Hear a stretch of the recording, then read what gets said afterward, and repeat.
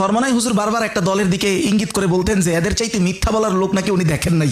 জামাত বলে যে আন্দোলনের মাস্টারমাইন্ড আমরা, জামাত বলে যে আন্দোলনের মাস্টারমাইন্ড আমরা। এই আন্দোলনের মাস্টারমাইন্ড 18 কোটি নির্যাতিত মানুষ। এই ক্রেডিট জনগণের। প্রকাশ্যে নির্লজ্জ উলঙ্গ মিথ্যা বলা একটা ইসলামিক দলের সর্বোচ্চ ব্যক্তি, ওনার মতো আমি দেখি নাই। চরমনাই পীর সাহেব নাকি মিথ্যাচার করছে, মিথ্যা কথা বলছে। আচ্ছা তাহলে এটা কি? জুলাই গণঅভ্যুত্থানের মূলত মাস্টারমাইন্ড বাংলাদেশ জামাত ইসলামী, ইসলামী ছাত্র শিবির। আর কাউকে তো তারা নিষিদ্ধ করলো না। আমরা মাস্টারমাইন্ড দাবি করি না, আওয়ামী লীগ এটা প্রতিষ্ঠিত করে দিয়ে গেছে। জামাত ইসলামী ছাত্র শিবিরে জুলাই গণঅভ্যুত্থানের মাস্টারমাইন্ড। দর্শক এখানে দেখতে পেলেন আমাদের এই আহমদ শরীফ যে লোকটা আছে, সে অনেকগুলো কথা বললো, এখানে অনেক লম্বা একটা ভিডিও তৈরি করছে। আসলে তার এত লম্বা ভিডিও তৈরি করার প্রয়োজন ছিল না। চরমনাই পীর সাহেব যে বলছে জামাত তাদেরকে মাস্টারমাইন্ড দাবি করে জুলাই অভ্যুত্থানের, এই ব্যাপারটা সে মিথ্যা করছে। চরমনাই পীর সাহেব মিথ্যাচার করছে, সে মৃত্যু মুনাফেক এবং কোরআনের আয়াত দিয়ে তাফসির দিয়ে ব্যাখ্যা দিয়ে মানে যা তা করে ফেলছে। অনেক লম্বা একটা আলোচনা করেছে চরমনাই পীর সাহেবকে মিথ্যুক হিসাবে সাব্যস্ত করার জন্য।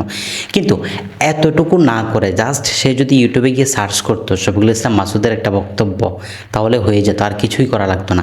আমাদের এই ভাইগুলো কি বক্তব্যগুলো দেখে না? দেখার তো কথা, যেহেতু তারা ওই অঙ্গনের লোক, ওই অঙ্গনের সমস্ত ভিডিও তাদের কাছে আসবে, এটা খুব স্বাভাবিক। এই বক্তব্যগুলো দেখার পরেও জাস্ট অন্য একটা দলকে খাটো করার জন্য, মিথ্যুক হিসেবে সাব্যস্ত করার জন্য যা ইচ্ছা তা করে, নিজেদের কোনো ভুল টুটি নিয়ে এদের কোনো আলাপচারিতাই নেই।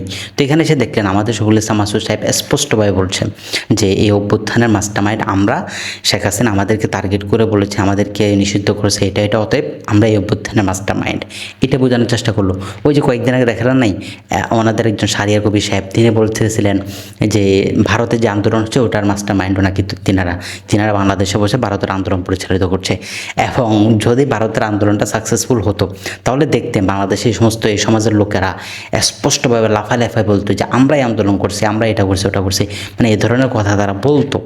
সো এখানে দেখেন একটা ক্লিয়ার কাট প্রমাণ হয় যে তাদের বক্তব্যের সাথে কিন্তু তাদের কথার কোনো মিল নেই। মানে একবার এক কথা পরে আরেক কথা। এক জায়গায় বলে যে আমরা মাস্টার মাইন্ড না, জনগণ হচ্ছে মাস্টার মাইন্ড, যেটা আমিরা জামাত বলছে। আবার এখানে শফিকুল ইসলাম মাসুদ বলতেছেন আমরাই মাস্টার মাইন্ড। অর্থাৎ এক ধরে দুই রকমের কথা, এক এক নেতার এক এক কথা। এটা কিন্তু কেন্দ্রীয় নেতা, শফিকুল ইসলাম মাসুদ কিন্তু কেন্দ্রীয় নেতা। সে কিন্তু মানে অন্য অন্য নেতার মতো না যে অন্য কোনো একটা ছোটোখাটো নেতা সে একটা বক্তব্য দিল, বক্তব্যের ধার্তব্য কী, সে একটা কেন্দ্রীয় নেতা, সে জামাত ইসলামের একজন এমপি এবং যে গ্রহণযোগ্য ব্যক্তি তাদের কাছে। সো তার মতো একজন ব্যক্তি এ ধরনের একটা বক্তব্য দিল, সেই বক্তব্যের পরিপ্রেক্ষিতে চরমনাই পীর সাহেব একটা বক্তব্য দিল। চরমনাই পীর সাহেবকে মিথ্যাচার করে ওটা যা ইচ্ছা তা বললেন। কিন্তু আপনাদের নেতার বক্তব্য কি শুনলেন না? তিনি আসলে কি বললো সেটা বোঝার চেষ্টা না করে শুধু একজনের ব্যাপারে মিথ্যাচারের ট্যাগ লাগিয়ে দিলেন। কেন ভাই? এই সমস্ত ফাউল রাজনীতিকে একটু ফিরে আসেন, বাস্তবতা বোঝার চেষ্টা করেন, কোনটা হক কোনটা বাতিল এটা একটু বোঝার চেষ্টা করেন। ধন্যবাদ। আসসালামু আলাইকুম ওয়া রাহমাতুল্লাহ।